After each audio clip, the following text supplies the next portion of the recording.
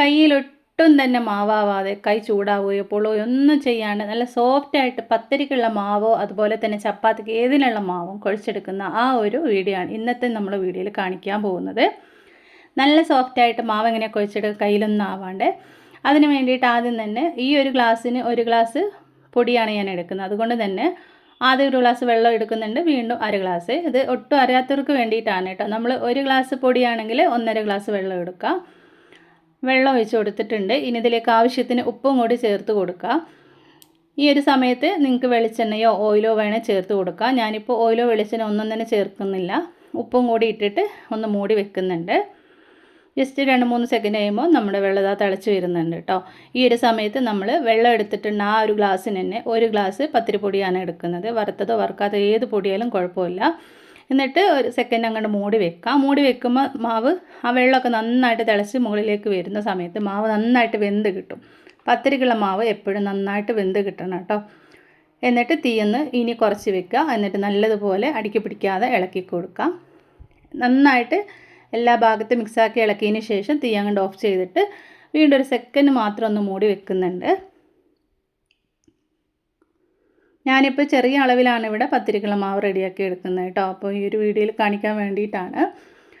എന്നിട്ട് 1 സെക്കൻഡ് കഴിഞ്ഞതിന് ശേഷം അതാ മൂടി തുറന്നിട്ട് ആ ചൂടോടുകൂടി തന്നെ കയ്യിലൊട്ടും ആവാണ്ട് കൈ പൊള്ളാത്ത രീതിയിൽ കുഴച്ചെടുക്കാനുള്ള ആ ഒരു നമ്മൾ കാണിക്കാൻ പോകുന്ന മീഷോന്ന് നമ്മൾ പർച്ചേസ് ചെയ്തിട്ടുണ്ടായിരുന്ന ഒരു ചപ്പാത്തി മാറ്റിൻ്റെ കൂടെ കിട്ടുന്ന ഒരു സിലിക്കോൺസിൻ്റെ ഒരു ബാഗാണ് കേട്ടോ. അപ്പോൾ ഇത് സിലിക്കോൺസ് ആയതുകൊണ്ട് തന്നെ ഒരു പ്രശ്നവുമില്ല. നമുക്കിത് ക്ലീൻ ചെയ്ത് എടുക്കുകയും ചെയ്യാം പൊടി കുഴച്ചെടുത്തതിന് ശേഷം. അപ്പോൾ ഇതിൻ്റെ കൂടെ ഒരു ടൈയും കൂടിയും കിട്ടുന്നുണ്ട്. ഈ ഒരു മാറ്റിൻ്റെ കൂടെ കിട്ടിയതാണ് കേട്ടോ ഈ ഒരു ബാഗ്. അപ്പോൾ നമുക്ക് ഈ ഒരു ബാഗ് ആദ്യം ഒന്ന് കഴുകി എടുക്കാം കേട്ടോ. അപ്പോൾ രണ്ടും സിലിക്കോൺസ് ആയതുകൊണ്ട് തന്നെ ഒരു പ്രശ്നവുമില്ല. പൊടി കുഴച്ചെടുക്കാനും അതുപോലെ തന്നെ ഈ ഒരു മാറ്റിൽ നമുക്ക് ചപ്പാത്തിയൊക്കെ പരത്തിയെടുക്കാനും നല്ല റൗണ്ട് ഷേപ്പിൽ പരത്തിയെടുക്കാനും എല്ലാത്തിനും പറ്റും കേട്ടോ മാവ്. ഇനി നമുക്ക് ഈ ബാഗ് ഒന്ന് കഴുകി എടുത്തതിന് ശേഷം അതിലേക്ക് നമുക്ക് ഇനി പൊടി ഇട്ട് കൊടുക്കാം. ബാഗ് ഇവിടെ കഴുകി എടുത്തിട്ടുണ്ട് കേട്ടോ. ഇനി ഇത് നമുക്ക് ചൂടോട് കൂടി തന്നെ നമ്മുടെ പത്തിരിക്കുള്ള മാവ് ഇതിലേക്ക് ഇട്ട് കൊടുക്കുകയാണ്. മാവ് കുഴച്ചെടുത്തതിന് ശേഷം മാവ് ഒട്ടും തന്നെ ആ ഒരു ബാഗിൽ പറ്റി പിടിക്കാത്ത രീതിയിൽ തന്നെ ആയിരിക്കും നമുക്ക് കിട്ടുന്നത്. ശേഷം അത് ക്ലീൻ ചെയ്തെടുത്താൽ മതി. വീണ്ടും നമുക്ക് ഇതുപോലെ തന്നെ ഉപയോഗിക്കാവുന്നതാണ്. എന്നിട്ട് മാവ് അതിലേക്ക് ഇട്ട് കൊടുത്തതിന് ശേഷം അതിൻ്റെ 2 ഭാഗത്തും 2 ഹോൾസ് ഉണ്ട്. ആ ഹോൾസിലൂടെ നമുക്ക് ഒരു ടൈ ഉണ്ട് കേട്ടോ. അതിൻ്റെ കൂടെ ആ ഒരു ടൈ ഇങ്ങനെ ഇട്ട് കൊടുത്തിട്ട് ഒന്ന് ടൈറ്റാക്കി കൊടുത്താൽ മതി. അത് പൊട്ടിപ്പോകുമോ ഒന്നും തന്നെ ചെയ്യൂല കേട്ടോ. എത്ര തന്നെ നമ്മൾ ബലം പിടിച്ച് വലിച്ചാൽ തന്നെ അത് പൊട്ടിപ്പോകുമൊന്നും ചെയ്യില്ല, സിലിക്കോൺസ് ആയതുകൊണ്ട് തന്നെ. അപ്പം നമ്മൾ ഈ ഒരു ബാഗിൽ മാവിട്ടതിന് ശേഷം ഇതുപോലെ ഒരുപാട് ബലമൊന്നും പ്രയോഗിക്കാതെ ജസ്റ്റ് ഒന്ന് ഇങ്ങനെ ആക്കുമ്പോൾ തന്നെ നമ്മുടെ മാവ് നല്ല സോഫ്റ്റായിട്ട് കിട്ടുന്നതാണ് കേട്ടോ. ചൂടോടുകൂടി തന്നെ ഇട്ടിട്ട് വേണം നമ്മൾ കുഴച്ചെടുക്കാനായിട്ട്. ആ ഒരു ചെറിയൊരു ചൂട് അങ്ങോട്ട് നല്ലൊരു ചൂട് മാറിയതിന് ശേഷം വീണ്ടും ഇട്ട് കൊടുത്താൽ മതി. കണ്ടില്ലേ മാവ് ഇപ്പം തന്നെ നമുക്കിതിൻ്റെ പുറം ഭാഗത്ത് കൂടെ കാണുമ്പോൾ തന്നെ നമുക്ക് മനസ്സിലാവും എത്രത്തോളം സോഫ്റ്റായിട്ടുണ്ടെന്ന്. ഞാനിവിടെ ഒരു 2-3 സെക്കൻഡേ കുഴച്ചെടുത്തിട്ടുണ്ടായിരുന്നുള്ളൂ കേട്ടോ. അപ്പോഴേക്കും നമ്മുടെ മാവൊക്കെ റെഡി ആയിട്ടുണ്ട്. ഈ മാറ്റ് ഒന്ന് കഴുകി എടുത്തിട്ടുണ്ട്. ഇനി നമ്മളെ ബാഗിൽ നിന്ന് ആ പത്തിരി മാവ് എടുത്തിട്ട് നമുക്കിതിലേക്ക് ഇടാം.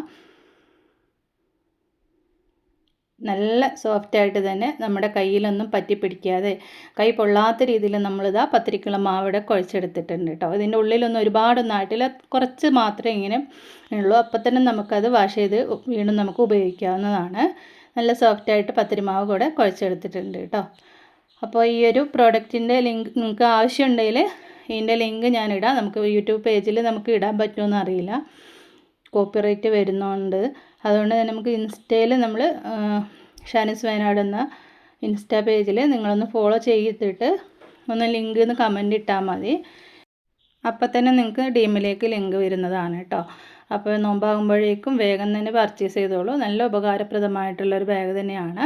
അതിൻ്റെ കൂടെ ഞാൻ അതിന് മുന്നേ തന്നെ ഒന്ന് വാങ്ങിയിട്ടുണ്ടായിരുന്ന ചപ്പാത്തി പരത്തുന്ന ആ ഒരു പലകയാണ് കേട്ടോ. ഇത് മാർബിളിൻ്റെ ആയതുകൊണ്ട് തന്നെ ഇതിലും നമുക്ക് ഈസി ആയിട്ട് പരത്തിയെടുക്കാൻ പറ്റും. പൊടിയൊന്നും ഒരുപാടൊന്നും വേണ്ട.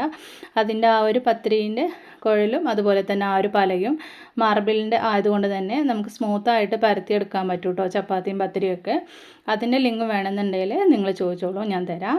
എന്നിട്ട് നമ്മളിതാ പത്തിരിയൊക്കെ ഒന്ന് ചുട്ടെടുക്കുന്നുണ്ട് കേട്ടോ. പത്തിരിയൊക്കെ ഉണ്ടാക്കുമ്പോൾ എല്ലാവർക്കും മടിയാണ് അല്ലേ, കുഴച്ചെടുക്കുന്ന ആ ഒരു കാര്യം ഓർക്കുമ്പോൾ. അപ്പോൾ ഇങ്ങനെ രീതിയിൽ നമുക്ക് പ്ലാസ്റ്റിക് കവർ അല്ലല്ലോ, സിലിക്കോൺസിൻ്റെതല്ലേ, അതുകൊണ്ട് തന്നെ ഒരുപാട് വലിയ പ്രശ്നമൊന്നുമില്ല കേട്ടോ. അത് നമുക്ക് വീണ്ടും വീണ്ടും വാഷ് ചെയ്തിട്ട് ഉപയോഗിക്കാവുന്നതാണ് കേട്ടോ.